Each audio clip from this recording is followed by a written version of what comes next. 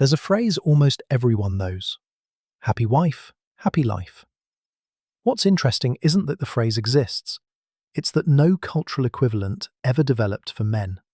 There is no happy husband, happy life.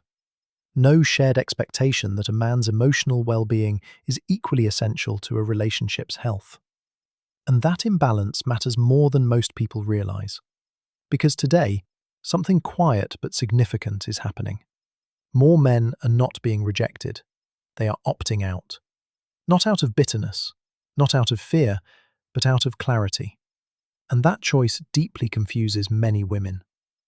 Psychologically, most people assume that men stay single because they can't get a relationship, that loneliness will eventually push them back into dating, that solitude is a temporary punishment until they do better.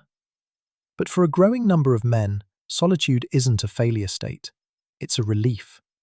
To understand why, you have to understand the emotional structure many modern relationships are built on. A common, unspoken rule exists. A man's job is to maintain harmony, even at the cost of himself. His needs are framed as optional. His exhaustion is minimized. His dissatisfaction is treated as either weakness or selfishness. Psychologically, this creates what's called asymmetric emotional labor, where one partner's inner world is treated as urgent and the other's as expendable. Men learn early that expressing unhappiness is dangerous, because the moment they do, the conversation stops being about the present and becomes a historical prosecution. You're not just tired now, you're wrong always. Old mistakes resurface. Past failures are re-litigated. Your feelings aren't addressed, they're discredited. Over time, this conditions men to suppress emotion, not process it. And suppression doesn't build intimacy, it builds distance. Another psychological shift happens around autonomy. Men often enter relationships with hobbies, passions, routines, things that regulate their nervous system. But slowly, many of these are reframed as problems. Time alone becomes avoidance. Hobbies become immaturity. Silence becomes withdrawal.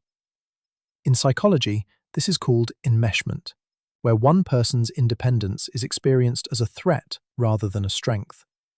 The issue isn't the hobby. It's the fact that the man can feel fulfilled without constant relational engagement.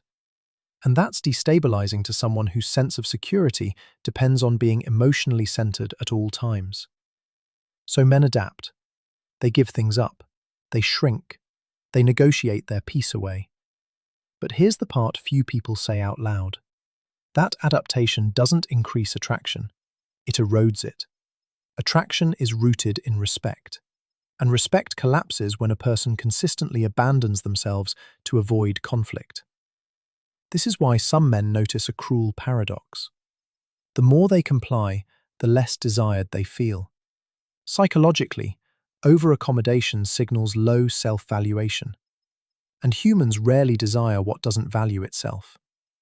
Eventually, many men reach a realization that feels almost forbidden. I was lonelier inside the relationship than I am alone. That's when the shift happens. Single life offers something relationships often didn't: predictability, emotional safety, freedom from constant evaluation. Without ongoing criticism, anxiety drops. Without emotional surveillance, the nervous system stabilizes. Without having to justify existence, mental energy returns. Men don't suddenly become anti-relationship, they become peace-selective. And this is where disbelief enters. Some women genuinely can't accept that men would choose solitude over partnership, because they were taught that men need relationships more than women do. But that assumption ignores a crucial psychological difference. Many men were taught to tolerate emotional deprivation as normal, so when they finally experience peace, uninterrupted, unnegotiated peace, it rewires their standards. Now relationships must add value, not consume it. Another factor is risk assessment. Modern men are highly aware of divorce outcomes, custody battles, financial loss, and reputational damage. From a psychological standpoint, they're performing a cost-benefit analysis. and finding that the emotional return often doesn't justify the risk. This isn't fear, it's rational avoidance, and it's reinforced by observation. Men watch friends dissolve under constant criticism. They watch fathers lose stability. They watch brothers punished for setting boundaries. They learn without having to touch the stove. Single life also restores identity. Men rediscover creativity. They rebuild friendships. They pursue interests without negotiation. And contrary to stereotype, many report better emotional intelligence because they're finally listening to themselves instead of managing someone else's emotions. This doesn't mean all women are the problem, and it doesn't mean relationships are doomed. But it does mean the old contract is expiring. A relationship that demands self-erasure in exchange for conditional affection will lose to solitude every time. Because solitude doesn't criticize you for resting. It doesn't keep score. It doesn't demand constant proof of worth.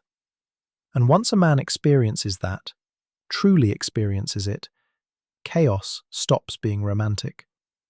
So when some women say, "Where did all the good men go?"